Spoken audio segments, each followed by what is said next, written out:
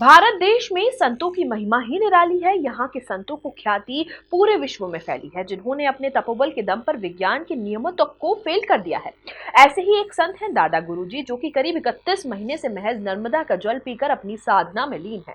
ऐसे ही संत की वाणी और उनके तप के गुण रहस्यों से हम आपको कराएंगे रूबरू। इसी पर देखिए हमारी ये खास रिपोर्ट।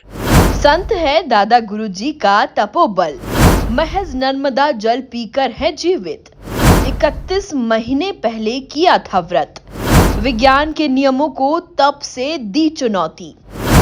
ऐसे दादा गुरुजी अपने प्रवास के दौरान पितेश्वर हनुमान मंदिर पधारे, जिन्होंने यहां स्थित पितेश्वर हनुमान जी के दर्शन किए और गौ माता को चारा खिलाने के साथ पास ही में स्थित मंदिर में भजनों के बीच भगवान भोलेनाथ के दर्शन किए। हमारा व्रत, हमारी साधना ये समाज के लिए प्रकृति केंद्रित जीवन शैली और व्यवस्था की ओर ध्यान आकर्षण कराना है। हमारा व्रत प्रकृति की उस समर्थता को देश दुनिया के समक्ष रखना है। माँ नर्मदा सिर्फ हमारे देश की ही नहीं, विश्व की धरोहर है। दुनिया का सबसे असाधारण जो जल है वो नर्मदा का जल है। हमारा जीवन, हमारी व्यवस्था, हमारा विकास सब इस धारा, धेनु और इन पवित्र जीवनदायिनी नदियों पर केंद्रित है। ये हमारी साधना प्रकृति प्रधान है और प्रकृति केंद्रित जीवन शैली और व्यवस्था और प्रकृति की वो समर्थता। चर्चा के दौरान दादा गुरुजी ने नर्मदा का जल पीकर जीवन यापन करने के अपने व्रत के बारे में बताया और शरीर विज्ञान को चक्रों के आधार पर चलायमान होने का गुण रहस्य बताया। तक सिर्फ हमारा जीवन ही नहीं, हमारी व्यवस्था, हमारी सुरक्षा, हमारा विकास सब एक चक्रीय व्यवस्था पर है। या हम देखें प्रत्येक जीव को, जगत को, ब्रह्मांड को, तो हम देखेंगे कि ये जीव जगत ब्रह्मांड सब चक्रीय व्यवस्था में है और परिक्रमा तो अखंड है। पृथ्वी हो, सूर्य हो, चंद्र हो, मंगल हो, गुरु हो, शनि हो, सब एक दूसरे की परिक्रमा कर रहे हैं। एक साइकिल है, एक चक्र है जिस पर ये जीव जगत ब्रह्मांड जो है केंद्रित है और चक्रों द्वारा संचालित हो रहा है।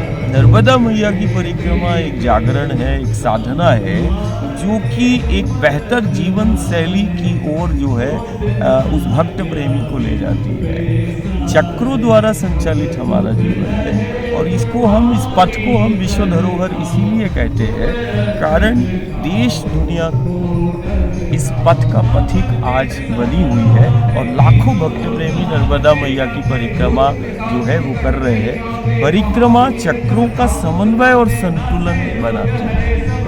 यदि खान पान के कारण, गलत जीवन शैली के कारण, गलत आचरण के कारण जब किसी व्यक्ति का, जीव का चक्रों का समन्वय और संतुलन बिगड़ता है तो वो तरह तरह के संक्रमण और आपदा और व्याधियों का शिकार होता है।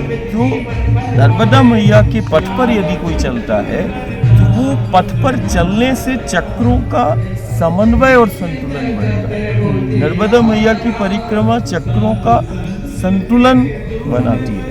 नर्मदा मैया की परिक्रमा और नर्मदा की सिर्फ विश्व के अंदर सिर्फ नर्मदा का पथ है कि जहाँ चलने से जीवन जिन चक्रों द्वारा संचालित हो रहा है वो चक्र जागृत अवस्था में आ जाते हैं। तो नर्मदा मैया की परिक्रमा चक्रों को जागृत करती है।